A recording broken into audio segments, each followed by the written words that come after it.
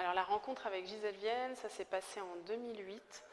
Elle avait à ce moment-là une pièce de théâtre qui s'appelait Kinder Totenlieder, qui est d'ailleurs la photo qui est derrière moi, où elle présentait des Perchten, c'est-à-dire ces hommes costumés qui sont autrichiens, ceux-là, et qui se mettaient sur scène sous la neige comme ça, avec une musique de métal de Stephen O'Malley. Et moi, au même moment, dans Paris, j'avais une exposition où je présentais un travail que j'avais démarré peut-être 1 ou 2 ans avant sur les mêmes traditions costumées.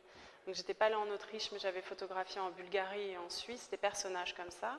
Et un ami commun nous a dit « vous devriez vous rencontrer ». Donc la rencontre s'est faite et c'était à la fois une rencontre amicale et créative, artistique.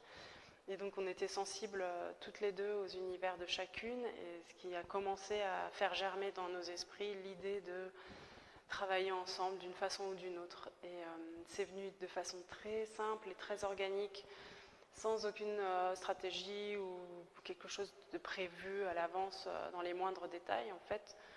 Elle m'a juste dit, bah écoute, viens. Elle avait une pièce à l'époque qui s'appelait Éternelle Idole, qui se passait dans une patinoire. Donc moi, ça m'intéressait aussi le changement de contexte, parce que au départ, je ne suis pas du tout une photographe de théâtre ou de plateau. Et donc je suis allée dans cette patinoire, et c'est là qu'on a commencé notre première session de photos qui s'est vraiment bien passée, qui a été assez inspirante pour toutes les deux. Et du coup, on a progressivement remis les choses en route quasiment à chacune des répétitions, à chacune des pièces qu'elle mettait en place. Le premier mot, ce serait réel, parce que tous mes sujets partent d'une matière réelle, de choses existantes qu'on a là, qui sont palpables.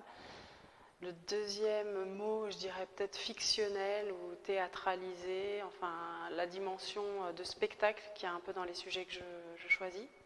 Pour Gisèle Vienne, le travail en collaboration avec Gisèle Vienne, c'est une évidence, mais sur d'autres sujets aussi, il y a toujours une dimension théâtrale.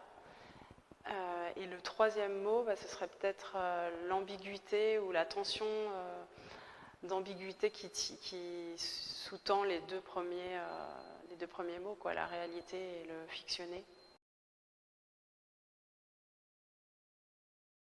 Alors en ce moment, un des projets qui m'occupe le plus, c'est un film documentaire sur lequel je travaille depuis pas mal de temps, qui est à l'origine un travail photographique que j'ai mené d'ailleurs au cours d'un voyage en fait, avec Gisèle Vienne dans une convention de ventriloque.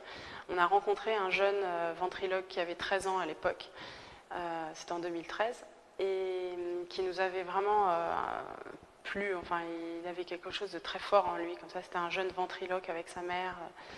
Et donc moi j'avais commencé à développer un travail photographique autour de lui, j'étais allée le voir ensuite chez lui dans le Kansas, et de plus en plus l'idée s'imposait que la voix dans la ventriloquie c'était quand même quelque chose d'assez important, et que la photo avait ses limites, et donc j'ai entrepris de faire un film sur ce jeune ventriloque. Donc je suis en train de travailler là-dessus, et aujourd'hui il a 19 ans, donc voilà, c'est un peu comme tous les projets que je mène sont sur la durée, de longue haleine. On verra si j'arrive à le mener à bien.